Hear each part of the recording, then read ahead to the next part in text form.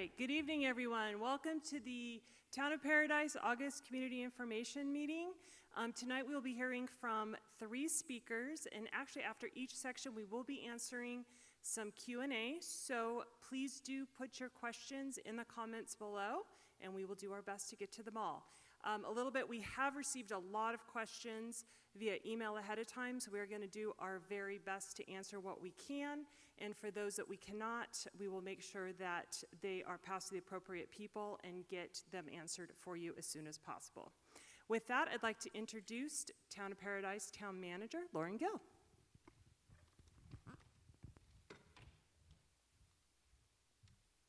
Thank you everyone for tuning in tonight. I can't wait till we can go back to doing these meetings in person. It's so much more fun and interesting when we can do these with an audience, with a live audience. You know, we started these community meetings to talk about important issues for our community, and that is still what we're doing. So I hope you enjoy tonight's show. But, you know, before we start, I would like to give a quick shout out to Kelly Ripa from the Today Show. Yes, we are rebuilding. Yes, we are recovering. We're here. We haven't gone anywhere. And please tune in. Tonight's agenda, we will hear from our Disaster Recovery Director, who will give an update on our private property tree program. The private tree program, the public tree program, and we will also hear from our fire chief, Chief Joland, who will talk about our evacuation maps. He'll talk about preparedness for emergencies, and he will also speak on the weed abatement program, which is in full swing right now. You'll also hear from Callie Jane Deanda, who is the Executive Director of the Butte County Fire Safe Council, and she will talk about her chipper program, many resources to get rid of vegetative waste on properties. And the big star of this show tonight will be the Paradise Unified School District. They'll talk about their upcoming school year, but also their exciting recovery projects for the town. So yes, we are recovering, we are rebuilding, and again, thank you for tuning in.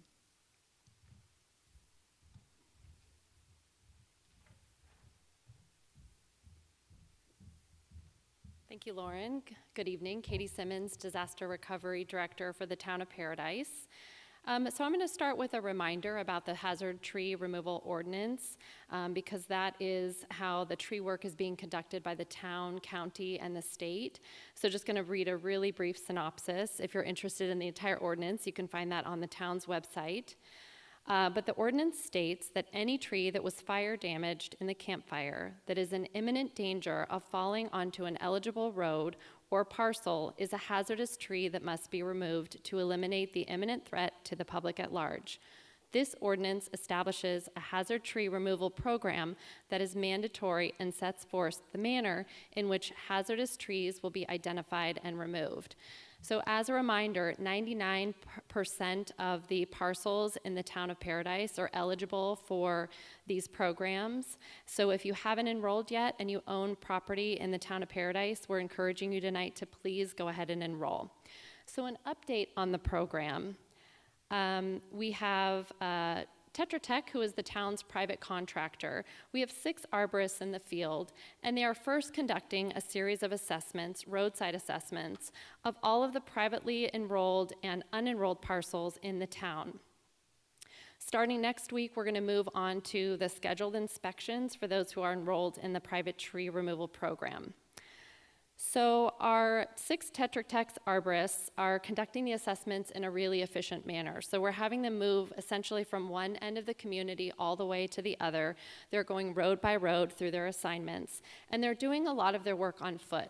So you may see, and I have the little logo up here on my slide, Tetra Tech vehicles, Tetra Tech vests. They're yellow with blue safety stripes.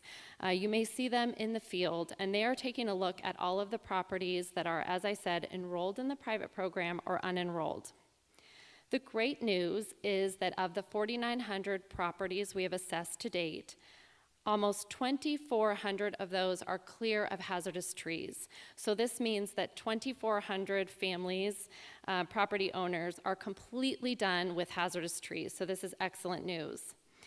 However, our arborists are confirming that about 1,800 of the properties that we've assessed so far still do have those hazardous trees. So if you look at the next slide, you're going to see that of those enrolled in the private program, the orange section indicates that no hazardous trees have been found, and the blue section indicates the trees were found. So you're seeing that a lot of people who did enroll in the private program have not yet removed their own trees, and so we're doing everything that we can to work with the county to update that public-facing map so that everybody who enrolled in the private program can check that on buccountyrecovers.org to see the status of their parcel. On the next slide, you can see in the properties that are unenrolled, we're sort of finding the same breakdown. So the orange indicates that they are complete and they've been removed from eligibility, and those properties, those homeowners are completely done with the program. The yellow on both sides indicates there are parcels left to assess, and the gray indicates that we weren't able to fully assess the property from the roadside. So what can you expect if you're a property owner and you have enrolled in the program? We are sending letters to those who have been cleared of hazardous trees. So this is a certification, and it says, congratulations, you're done with the hazardous tree removal program, you've been certified through an inspection, you need to do nothing else. If you haven't gotten a letter, sometime by mid-August, we're encouraging everybody to contact the ROE Center or check that public-facing map, as I said, because we are updating the status of those parcels on a daily basis. If you're unenrolled in the program and you check that public-facing map on buccountyrecovers.org, you will see one of two labels. Either enrollment no longer required because your property was assessed by our arborists and found to have no hazardous trees, or enrollment required. If you see the label enrollment required on your property, we highly encourage you to enroll in the state's hazardous tree removal program, which will operationalize here in a couple of weeks. The state is going to come in and remove all of the trees for all of the property owners that have signed those right of entry forms.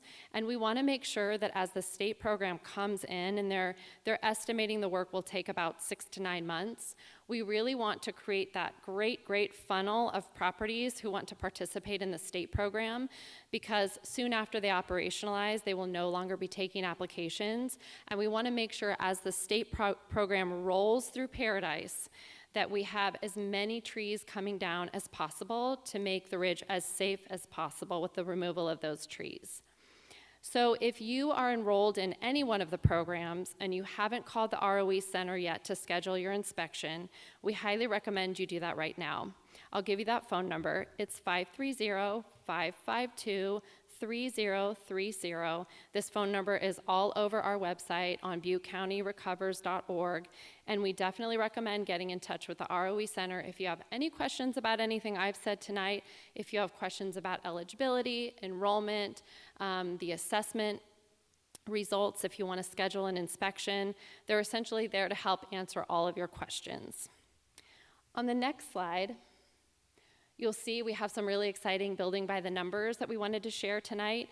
273 homes have been rebuilt. We have over 1,000 building permits issued, and we have almost 1,300 building permits received, and this is excellent news. We're also watching a lot of those permits that come in that are building indicators like septic certifications, and those numbers are high as well, so that's very exciting.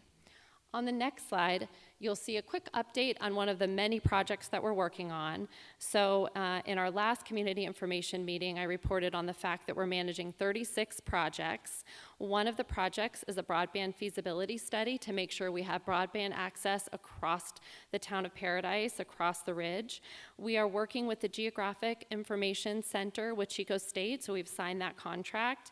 And the first step is an internet usage survey. So if you're signed up to receive email from the town, you'll receive the survey. It'll ask where you live, of course, and all sorts of questions about your internet usage, especially as we see our kiddos schooling from home. So we really want to know what your internet usage is, what you expect it will be over the next year.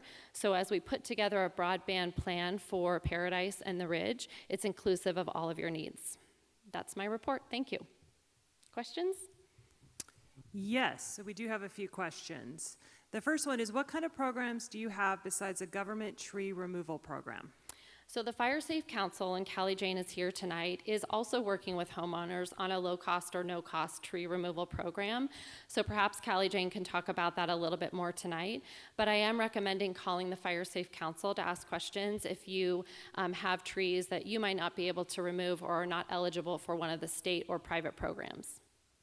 Great.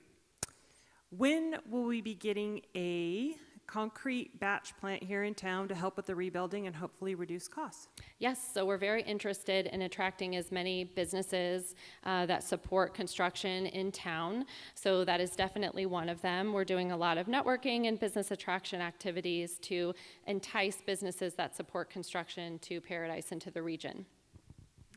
Will the state prioritize tree felling near standing or rebuilt structures? Yes, excellent question. So if you've enrolled in one of the programs and you are protecting a standing home or a home that is being rebuilt or newly rebuilt, do call the ROE Center, let them know that you are a priority parcel because they are prioritizing those that are protecting standing structures. Great. And last question, are you going to have a septic grant? Because somebody here sure appreciates the missing middle grant is what we heard. Yes, so we love grants. We are working on a septic grant, which will offset the costs for those who are rebuilding and repairing their septic systems. The grant is still pending, so we don't have an award announcement yet, but we're expecting that in the next month or two, so stay tuned. Great, thank you. Thank you.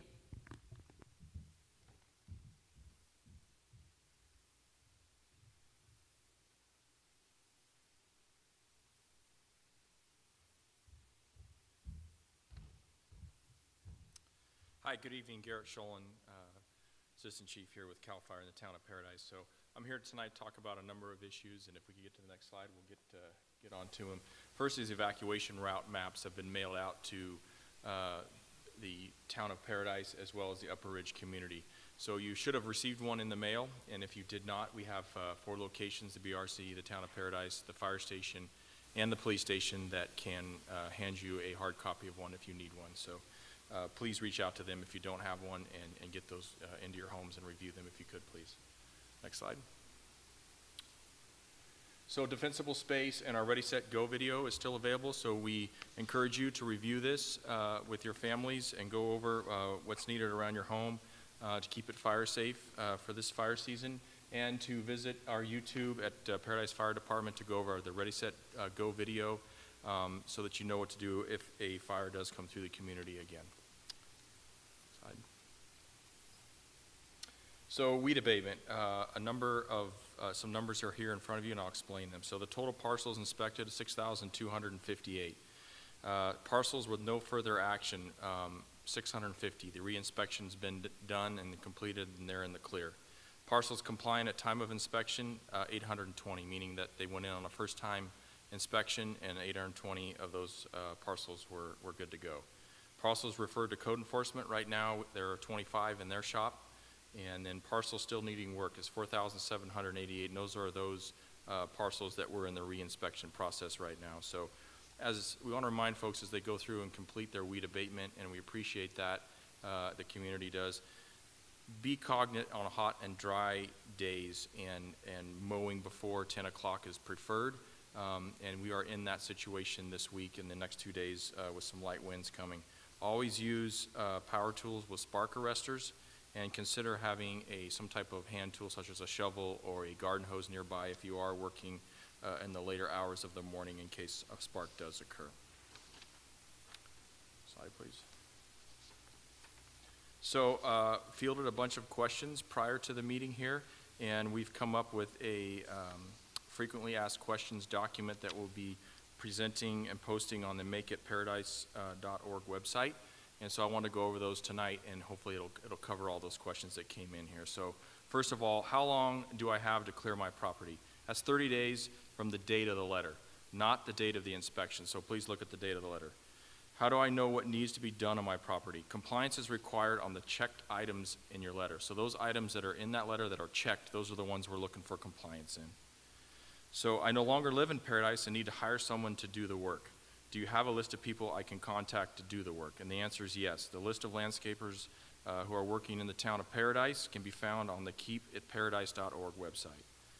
I've tried to hire someone to do the work, but they can't get it done until after the 30 days has passed. What should I do? Excellent question. So you need to send an email, defensible space, all one word, defensible space @townofparadise.com, stating who you've hired and when the expected completion date is. Be sure to include in the email your name, your phone number, and the address in Paradise that the notice is for. The inspection date will remain the same. If work has not been completed, we will contact you. Another good question was, I no longer own the property in Paradise. What should I do since the official fire hazard notice is in my name? Again, send an email to defensible space, all one word, @townofparadise.com, stating you no longer own the property. In the email, be sure to include your name, your phone number, the address in Paradise that the notice is for, and the date escrow closed on the property. Also, if you have a contact information for the person who purchased the property, it would be helpful that we include that information as well. And lastly, how do I submit a complaint about someone's property? Email your concerns again to defensiblespace@townofparadise.com, and please include the property, your address of your concern, and a description of the issues that you have there.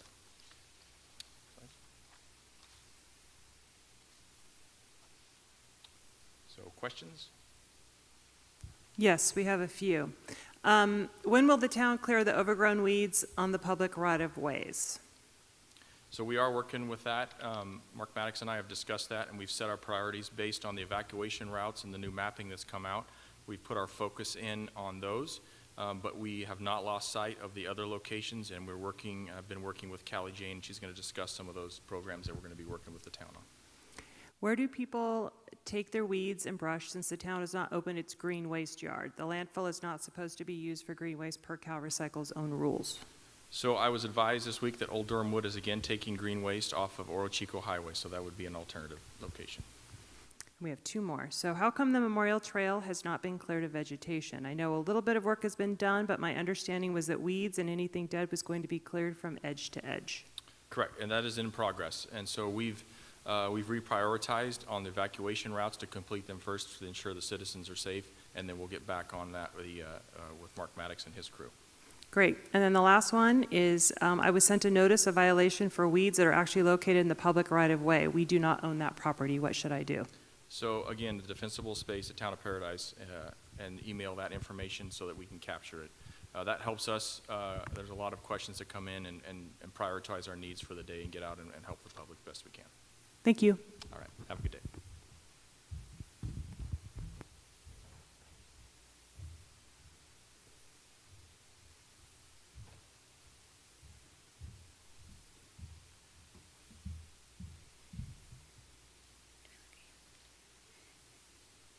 Good evening, everyone.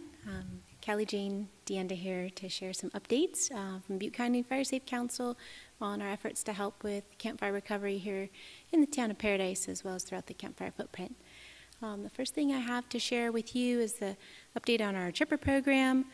This has been a long-standing opportunity in the town over the last 18 years for folks to request chipper service, and we have enough funding to get us through next spring, so feel free to utilize this resource. We have a new update to the website, so you can go and request chipper service that way, or old-fashioned, just call the office and talk to the gals there who'll be happy to help you. The main thing with this program is that it's designed for defensible space clearance and fuels reduction, but not to assist with cleanup from logging operations. So it's very important that the brush is stacked in a location that the truck and the chipper can pull up next to, and that those are long stacks versus very tall piles. And so if you have any questions, there's many visuals on the website, and the gals in the office will be happy to help you know how to prepare your vegetation. So next, we have a variety of projects that are happening in the town, and some of those include the tree removal, as has been indicated tonight. We are really targeting homes that have hazard trees that are adjacent to the structure or would fall on a neighbor's structure, and that would not fall into the state program. So The funding has been limited. We're very appreciative of funding that came from Butte Strong and Paradise Rotary, and that's helped many households, and there's still some room on those lists, but the funding is limited. So if you do have any questions, or you have trees that won't be taken care of by the state program, feel free to call our office, and we'll be able to help determine what's the right fit for you. In addition to that, we are working on a forest management plan in partnership with the town, and we'll look forward to having some visuals for you in the coming weeks and months of that. But the idea is to provide an overarching plan that includes input from the community and from the town and from our CAL FIRE and other partners on what is the long-term management of the forest here in Paradise going to look like, what is it going to take, and who are the partners who can help with that. And so we just were able to get this started, and August is the kickoff month for the forest management plan. Next, to talk about grazing. So we, as the Fire Council, have the good fortune to have a small amount of funding to help with grazing in the town, and we'll be working with partners to identify those locations, one of which may be the Trailway here and other areas that are owned by the town. It's a new project to undertake. We have a few folks here locally in the community who have started their own herds, and a number of resources in the North State who have goats and sheep to contribute. So it's a little bit of an experimental stage, figuring out which animals to put where, when, and how. We're excited to keep you informed on that in the coming months, and certainly we will see some brush and grass be eaten before we know it. So moving along, also prescribed fire in the future, and so that's a topic that is difficult for us all to consider.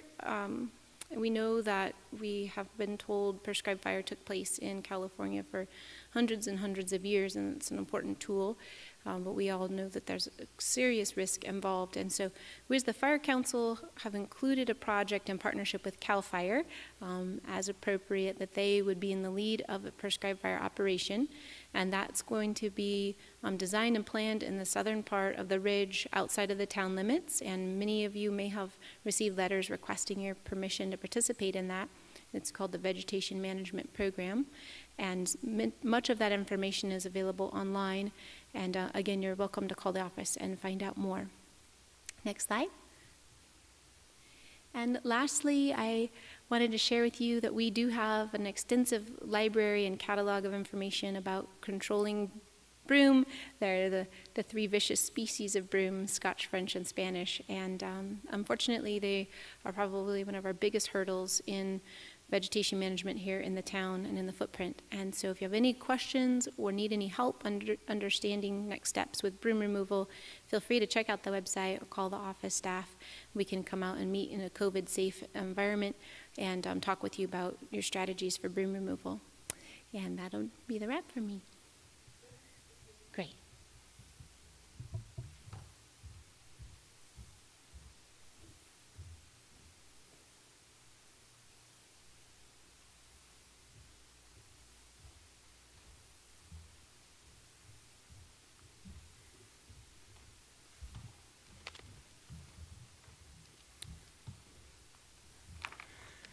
Good evening. We thank you for the opportunity to be here tonight and to present about our school and share everything that's going on. As we've heard, there's quite a lot happening in our up here on the ridge, and I think you'll find the same thing happening in the school district. So we have our, I'm Tom Taylor, superintendent, and we have David McCready, assistant superintendent, and who also handles our facilities.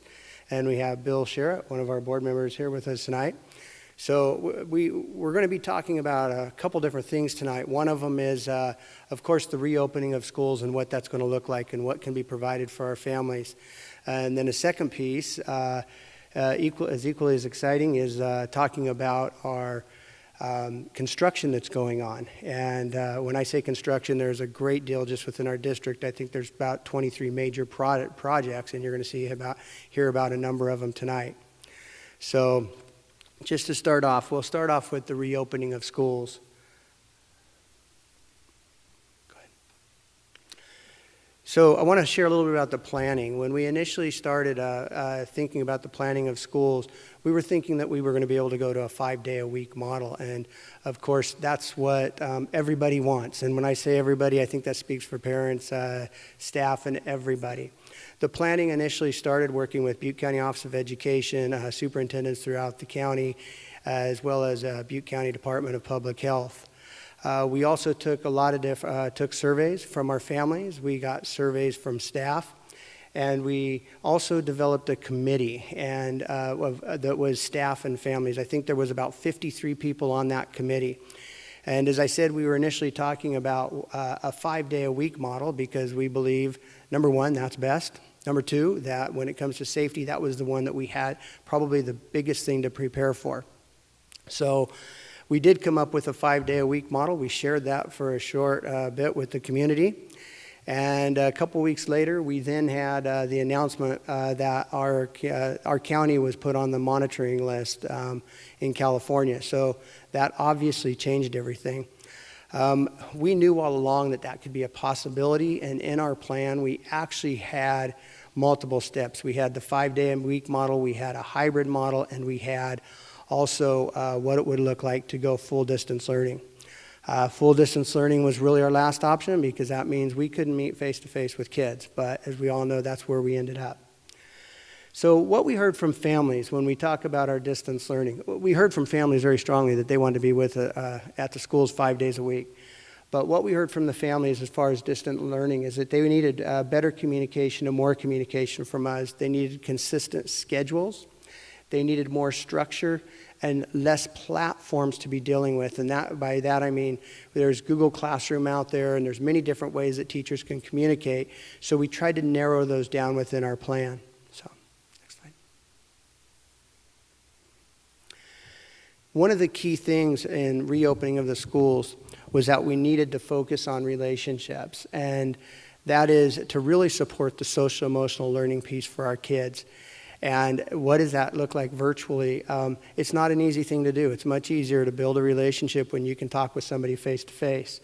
But that means that we're going to be meeting with our kids more frequently, and I'll talk more about that structure looks like in just a little bit.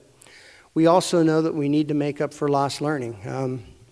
The fire lost learning, COVID-19 last year, and moving in this year. So we need to look at what's highly effective for our kids. We also know that mental health is a priority and that we need to focus on the social emotional learning for our students. And I'm not going to go through each one of the programs up there, but just kind of an overview. One of the programs, the first one there, Kelvin, actually is a way for us to communicate and gather information from our families. And it's in real time, so students can respond to a question, and it can just help us with any needs that our students might have. Then we have Ruler up there, and Ruler is kind of a framework that we can use for teaching the social emotional piece inside the classroom. The others, Capturing Kids' Hearts, Mindful Littles, all important, but they're really focused on strategies in building relationships and giving our students the skills that they need to respond or deal with the anxiety that they might be feeling. The last piece up there, list counseling, and I want to thank Butte County Office of Education for working with us to provide counselors last year, actually ever since the fire, and that's continuing for the next school year. So those are things that we know that were really important, especially at the high school level. When we talk about the high school experience, extracurricular activities are very important. We did have the opportunity to start some of our sports and do some conditioning. However, once again, that came to an end, and we had to make some changes. Everybody's asking right now what's happening with sports. We sure hope that our sports program's open, and the information that we have is that come December, we're going to be able to start opening those back up. If the opportunity arises for anything else, I will promise you that we will take a look at it and do all we can to not only provide face-to-face instruction for our kids, but also get them involved in those extracurricular activities. Next slide, please. So distance learning, there's a lot of pieces to the distance learning. One of them I wanted to put up here, food service and transportation. I kind of combine those because in distance learning, we're not really transporting a lot of students, but it doesn't mean they're not doing anything. They're working for our community.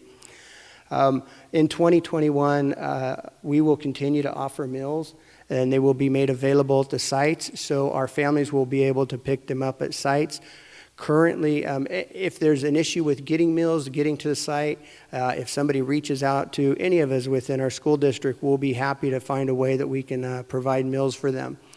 So currently, right now, what we're looking at is a model where parents will only have to pick up meals 1 day a week, and they will get 5 days worth of meals for their students. So that'll be something that you'll be getting more information about. And I just have to give a lot of credit here to our food services director, Tanya Harder, and the entire food services staff, as well as our transportation staff for for providing the meals. And if you look up there, this is quite an incredible number. In 1920, there were 62,249 meals distributed. Then over the summer, another 21,863 meals. And that is here on the Ridge. So that's pretty incredible work by our staff there. As we go to distance learning, we also know that technology needs is an issue. We will continue, as we've done in the past, to provide additional Chromebooks, additional hotspots, and if there's other things, we will definitely try to provide those for our students. Last year, we distributed about 400 Chromebooks and I believe about 150 hotspots. 453 Chromebooks and 150 hotspots.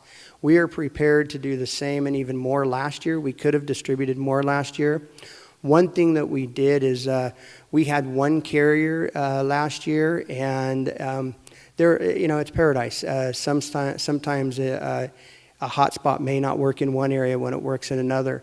So this year we've been able to pick up a couple additional carriers, and on top of that 150, we have about another 210, I believe it is, hotspots that are available for our students if they need them. So really providing the connectivity for our students is an important issue as we start talking about our distance learning. So next slide.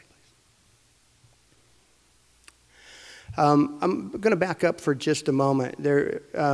I talked about our original plan and what we were doing. And in our original plan, we are definitely looking at serving the needs of all of our students. We want to be able to, we can't offer face-to-face right now, okay?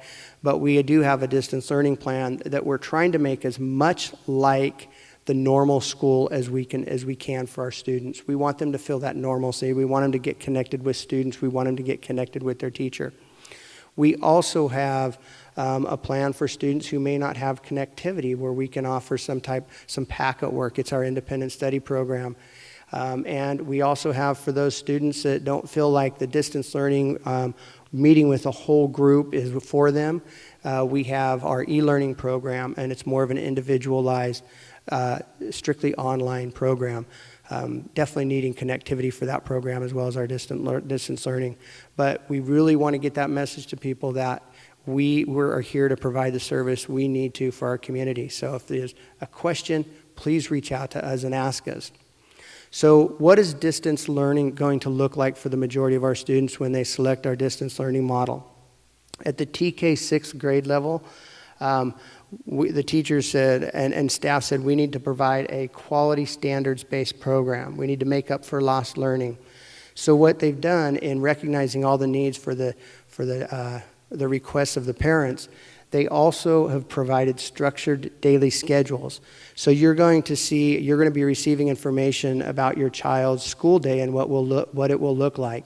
And there will be specific times that they will meet with a group. There will be work times. There will be English language arts times, math times, and there will be additional times when they're working with small groups. So providing that structure for our kids. You're going to see structured office hours. This is one of the things that we want to be sure that we're communicating well with our families. They're working on common curriculums and common platforms across our district, not just at one site. They're doing this across the district. One of the neat things that they're doing is an onboarding for our families. We have the opportunity this year to spend a little more time and plan about what it would look like as opposed to what happened in March.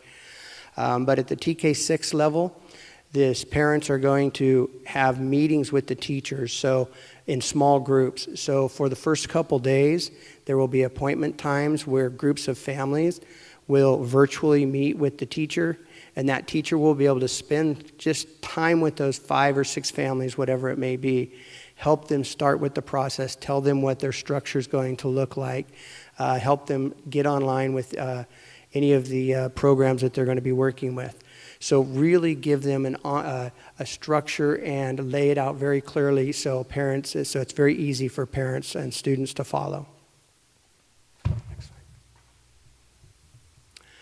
So our distance learning at our 7th and 12th grade level, same thing, looking at providing a quality-based instruction with the common curriculum.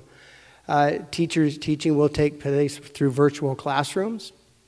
One of the key things here, the same key things we really heard for our TK through 6 is that the structure was important for them. So our teachers have met and they've come up with a plan that we are going to have classes Monday, Wednesday, periods 1 through 3, and Tuesday, Thursday, it will be periods 4 through 6. Just as I explained with the elementary level, these are going to be very structured times.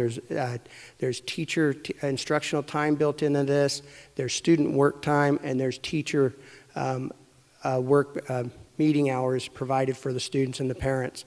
So really working on building that communication and being very clear of what the expectations were.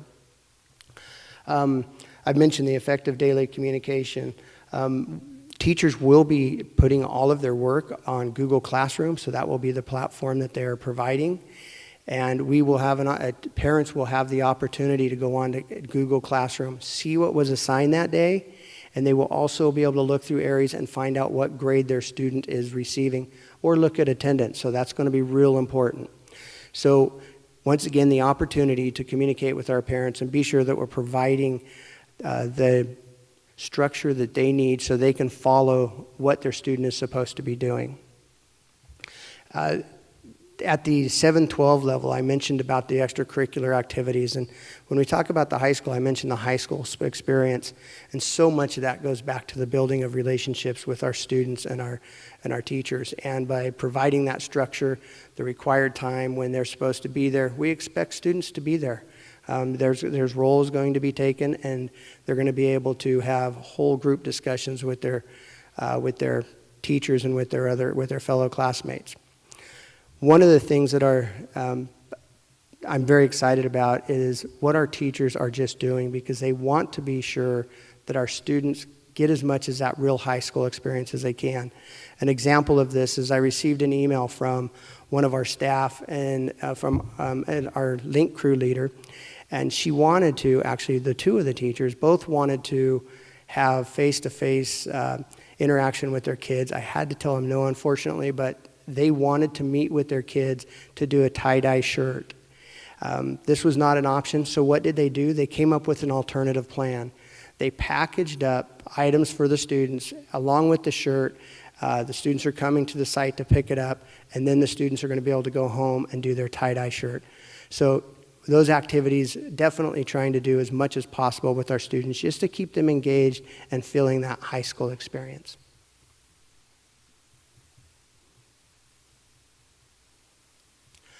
So that I shouldn't say just wraps it up for reopening schools, because now is the part where reopening schools. But another exciting piece, as I mentioned earlier, is the rebuilding that's going on. And I know that everybody within Paradise Unified School District is very excited to be not only part of the rebuilding of the district, but I think this works so closely with the needs of our community in rebuilding our schools. And I'm going to turn it over to Mr. McCready, and he's going to share all the exciting things that are happening in our sites. Thank you, Tom. My name is David McCready. I'm the Assistant Superintendent, and I wanted to go over all of the exciting projects that are going on over the next 3 years. And you can see on the slide, we're going to be spending probably in the neighborhood of 50, probably upwards of about $60 million over the next 3 years to reinvest in the schools. And it's important to note that in school funding, you have different buckets, we'll call them. You have a general fund, you have a cafeteria fund, you have a facilities fund, and they can't commingle. So the fund I'm talking about tonight is capital facility projects. And again, we're probably looking in the neighborhood of upwards of almost $60 million over the next 3 years. And you can see from the list, there's projects up at Cedarwood will include painting, new fencing, new playgrounds. At Pine Ridge, you're going to see the same thing. Painting, fencing, playgrounds. At Ponderosa, the old Ponderosa site, which is where Paradise Ridge Elementary School will go, you're going to see a new multi-purpose room. There's some gas line repairs that are going to be done there. And then also there's going to be some low voltage work that's done at Ponderosa. Next slide. Next slide.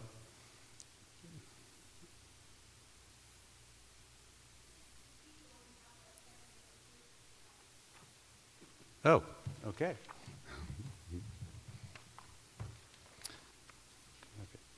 So on the next slide that you'll see when it comes up, Ridgeview High School, and that is going to be located across the street from the new high school so that those kids have the same opportunities that the high school the PHS students do.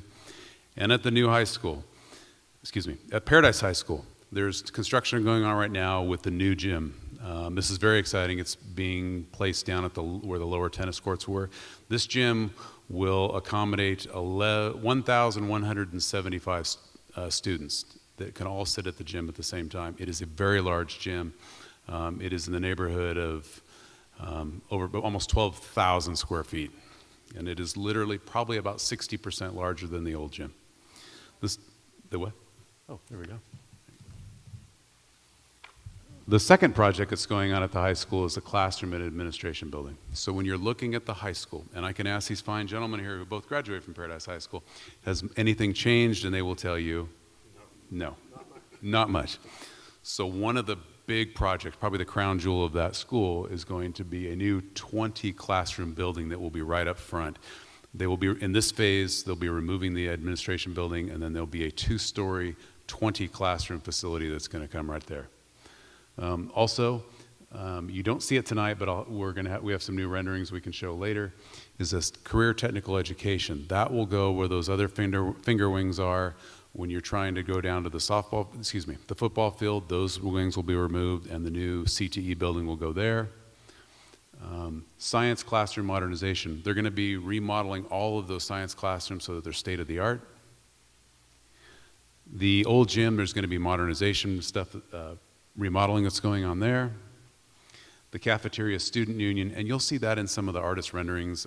That's going to be real exciting. So the students, they'll be where the existing cafeteria is, those big windows in the front, they're going to be garage door, all glass, they'll roll up, so it creates a student union effect.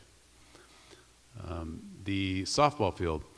So the softball field is going to have about almost $2 million worth of work done on it. It will look incredible when it's done. Phase 1 we did last year. And the wonderful loggers that came in and they made it so the kids could graduate last year did all this great work, but loggers on a softball field are still loggers on a softball field. So we came in and we removed the top 8 inches of the entire field and then resodded the whole thing and then completely redid the infield. On the outfield, you're going to have Musco lighting system that comes in. You're going to have brand new bleachers. There will be restrooms down there, handicap access. And then you're also going to see brand new tennis courts coming in between where the upper tennis courts are. There'll be 4, 2 down below. One of the great things that's going on with all of this work that's going to be done over there is you will be able to walk from Maxwell all the way down to the softball field on handicap accessible ramps. So it will make anybody will have access to go from Maxwell all the way down to the softball field. Next slide. There's a temporary transportation building that's going in where the old one was. And to replace that, where the Honey Run site was, we're going to be putting a brand new maintenance, transportation, and nutrition building. This will be exciting because it'll centralize those services. Parents can have easy access to come up and get bus passes, anything related to food service. It'll be a wonderful facility, and you'll see a picture of that later. There's some switchgear replacement, which has to do with the solar projects. And then we also just received a $6 million grant for generators, and this is pretty exciting. There's studies being done right now, and that project will be rolled out probably over the next year, and we can discuss that. Next one. So here are some of the schematic design renderings of the larger projects. Next. The first one, the Paradise High School gym. Again, this is where the lower tennis courts were. Very exciting. There's also some discussion about naming the gym. So did you want to talk about that? Yeah, there's a survey that will be sent out, and we'll have discussions about naming the gym. Obviously, this is an item that can go way back as many years, because there's a lot of people that have had a major impact on our community. So you will see that. But what I wanted to ask you, David, was how wide are those trusses on the gym? So this is pretty exciting. If you're up on Maxwell and you want to take a look, the trusses that go across the gym are 108 feet. It'll be an incredible feat to watch them when they load those. So next slide. So this is what was Ponderosa, which is where Paradise Ridge Elementary School will go. What you're looking at is a new multi-purpose room. And if you go to the next slide, an exciting piece is, so Pence is over on the right-hand side, and this is what, you can see how much taller it is. It's a great facility. On the lower left side is where the stage is going to go. One unique thing about this new building is, if you see on the far left side, there is an outdoor stage. The stage is also on the inside, but they can also open it up to the outside so that the kids, and if they want to do plays out there, they'll have access to both the inside and the outside. Next slide. This is Ridgeview High School. So if you think about it, the original Ridgeview High School was built in 1938, and we're going to be replacing it with this facility. It's an incredible facility that will be right across the street from the high school. One of the neat things, I think, is because it's of the way the landscape is, you look over on the far right, you see it creates kind of a balcony effect on the far right. Next slide. And this is looking from the north side. You can see Paradise High School be on the right. There'll be basketball fields, and then there'll be a field over on the left. Next slide. Okay, so this is Paradise High School. This is looking at, when you see what looks like a little smiley face in the courtyard, that's where the existing lawn area is in the front, the quad. So the lower part of that dark gray building is where the existing admin building is. That will be removed for this portion of it, and that's where the new 2-story, 20-classroom facility will go. Next slide. You can see this is the first story, and all the classrooms on the left. The lower right, you can see that it has the admin portion, and then as you move up towards the top, you see the new classrooms. There's an area we're going to show you in just a minute right in the middle that opens out into the quad. Next slide. This is the second story. You can see all of the classrooms that are up there. Again, you can see that middle section. I'll show you in just a second. Next slide. So this is the front. This is what where this view is from. Right now, if you were to look where the buses offload, that's the view that you're looking at. It's an incredible looking facility. They tried to match the surroundings. Next slide. This is from the backside. So if you were sitting in the cafeteria and you were to look back towards the existing administration building, that's the quad that we're talking about, those great steps, and it'll create a great, nice student union. Maxwell is on the far side, on the other side of the facility. You can see the brick, you can see the green, you can see all the wood. They're trying to match the local landscape. Incredible facility. And if you look in the middle where the artist has the young lady walking out, go to the next slide. That's where this is. So when you walk in, you can see where students can gather there, and they'll be able to look up to the second story. And yes, it does have an elevator. See it right in the middle. Next slide. And this is over on Pence where Honey Run was, and then if you kept driving in the back, you'd see the maintenance facility. This is the brand new transportation, nutrition, and food service facility. So as you can see the cars in the front, parents will have easy access to go in and have any discussions with nutrition and food service. Right across, right next to Foster Freeze. Right next to where Foster Freeze was. Any questions? Yes, we have a couple. The first one is, how many students are left living in town that are still here? When we ended last year, we were at about 1723. And if you remember correctly, we were at 3,400 at one time. So we are anticipating a drop, some over the next couple of years. But we're anticipating about 1,600 to 1,660. So. Great. And the last question is, how will the kids in FLS and Pearson Center be able to receive the therapies such as OT, PT, and speech besides the other important things that are worked on in school for being a part of our community.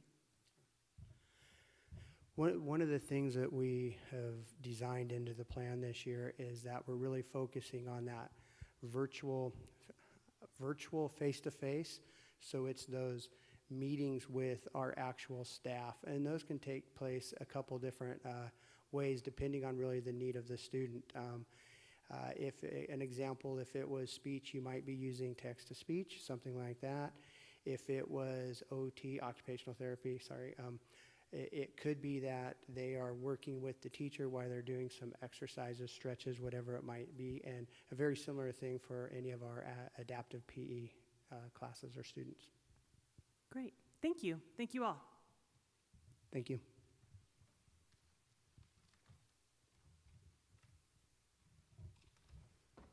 Okay, so that will wrap up tonight's meeting. Thank you everyone for attending. Next month, the next meeting will be Tuesday, September 1st, right here. Depending on the situation with COVID, it will likely be virtual. We will keep you up to date if we're able to have anyone here in person.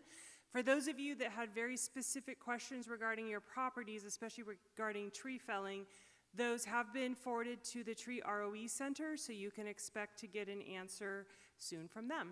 So once again, thank you all so much and have a great evening.